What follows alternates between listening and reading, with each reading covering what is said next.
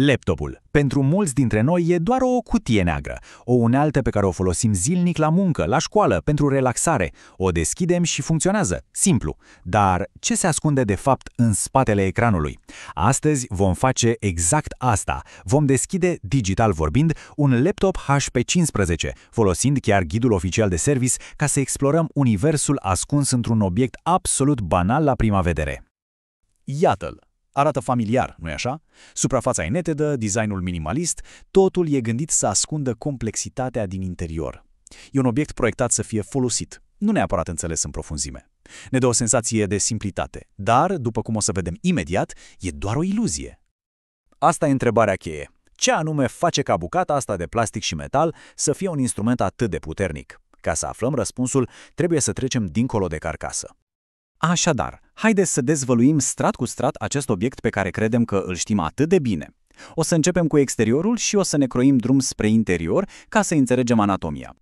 Primul pas, interfața fizică, adică porturile, mufele, butoanele. Ele sunt porțile noastre de intrare, punctele de contact fizic prin care ne conectăm la toată puterea din interior. Bun, să începem turul pe partea dreaptă. Aici vedem o combinație destul de interesantă. Avem un cititor de carduri de memorie, un port USB, o unitate optică, o tehnologie deja clasică, să zicem, și un slot pentru un cablu de securitate. Și ce fac ele mai exact? Păi, cititorul de carduri e vital, de exemplu, pentru fotografi. Portul USB 2.0 e standardul universal pentru un stick de memorie sau un mouse, iar unitatea optică, chiar dacă azi o vedem tot mai rar, ne aduce aminte de vremurile când totul era pe discuri. Fiecare port are povestea și rolul lui. Acum să trecem pe partea cealaltă să vedem cum se completează puzzle-ul. Partea stângă e, de obicei, centrul de comandă pentru conexiunile grele. Aici găsim alimentarea, mufa de rețea pentru internet prin cablu, un port HDMI și, foarte important, porturile USB mai rapide. Aici, cuvântul cheie e viteză. Porturile alea super speed înseamnă transferuri de date mult mai rapide decât ce avem pe partea cealaltă. Gândiți-vă la diferența dintre a copia un film în câteva minute și a-l copia în câteva secunde. Adăugăm portul HDMI, esențial ca să te conectezi la un monitor sau un TV, și mufa audio combo, care simplifică totul într-o singură intrare.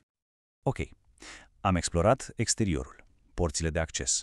Acum e timpul să deschidem cutia și să ne uităm direct la inima mașinăriei. Adevărata călătorie de-abia acum începe. Și iată-l, ăsta e interiorul. Contrastul cu exteriorul simplu și curat e izbitor. Nu e o singură piesă, ci un întreg ecosistem. Un oraș în miniatură, plin de circuite, cabluri și module, toate aranjate cu o precizie de ceasurnicar, într-un spațiu incredibil de mic, și totul e interconectat. Ca să ne orientăm în orașul ăsta, hai să identificăm clădirile principale. Placa de bază, ea e toată rețeaua de străzi, infrastructura. Memoria RAM e memoria pe termen scurt, birourile unde se lucrează la foc continuu. Stocarea, adică hard diskul sau SSD-ul, e arhiva, biblioteca uriașă. Bateria e centrala electrică a orașului, iar ventilatorul și radiatorul sunt sistemul de climatizare, absolut esențial ca să nu ia foc totul.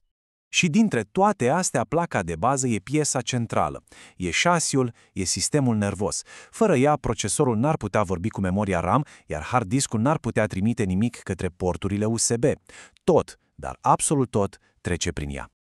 Dar atenție, nu toate componentele sunt la fel. Chiar dacă două laptopuri arată identic pe afară, înăuntru pot fi lumi diferite. Uitați-vă la diferența asta de procesoare. Cel de bază, E2 9000E, față de cel de top, Ryzen 7. Viteza de ceas aproape că se dublează, la fel și numărul de nuclee, iar diferența asta se simte enorm. E diferența dintr-o mașină care se mișcă acceptabil și una care pur și simplu zboară.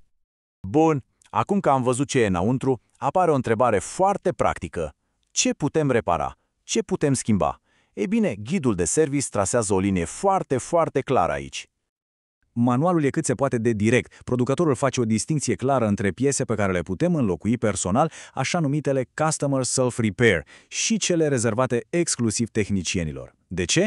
Pentru că dacă umblăm unde nu trebuie, riscăm să stricăm totul și să pierdem și garanția. Deci, împărțirea e simplă.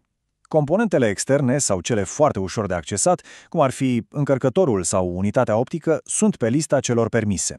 Orice altceva ce presupune deschiderea carcasei, Bateria, memoria, stocarea e teritoriu interzis pentru utilizatorul de rând.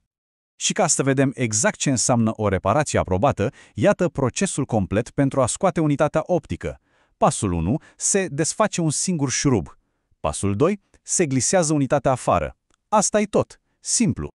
Imaginea din manual confirmă exact asta. Nu trebuie să deschizi laptopul, nu trebuie să umbli la circuite, totul se face din exterior. Asta înseamnă o reparație aprobată, acces facil și risc minim spre zero. Ceea ce ne aduce la întrebarea logică. Păi, dacă aici e așa simplu, de ce e atât de periculos să atingem o plăcuță de memorie RAM, de exemplu? Răspunsul are de a face cu un pericol invizibil. 35.000 de volți. E o tensiune enormă, mai ales când o pui în contextul unor circuite electronice delicate. Și aici e cheia. Manualul de service ne avertizează că simpla descărcare electrostatică de pe degetele noastre, o scânteie pe care de multe ori nici nu o simțim, poate fi absolut fatală pentru circuitele interne. Componente ca memoria RAM sau procesorul sunt extrem de sensibile. O atingere greșită le poate prăji pe loc. De asta tehnicienii folosesc brățări și echipamente speciale de împământare. Riscul de a stica ceva iremediabil e pur și simplu prea mare. Așa, am ajuns la finalul călătoriei noastre. Scopul nu a fost să învățăm să reparăm laptopuri, ci să înțelegem ce sunt ele de fapt, iar înțelegerea asta ne oferă o perspectivă cu totul nouă. Deci, să recapitulăm, am văzut că simplitatea exterioară e doar o fațadă pentru o complexitate internă uriașă. Am înțeles că performanța e dictată de piesele din interior, care pot fi radical diferite, și cel mai important, am aflat că există un motiv foarte bun pentru care anumite reparații sunt lăsate în seama profesioniștilor: siguranța componentelor. Toate astea ne transformă din simpli utilizatori în proprietari cu adevărat informați. Și cu asta rămâne o singură întrebare. Data viitoare când porniți laptopul, poate că nu veți mai vedea doar un simplu ecran. Poate că, pentru o clipă, veți vedea și orașul complex din interior, rețeaua de componente care lucrează împreună în tăcere ca să facă totul posibil. Vă mulțumesc!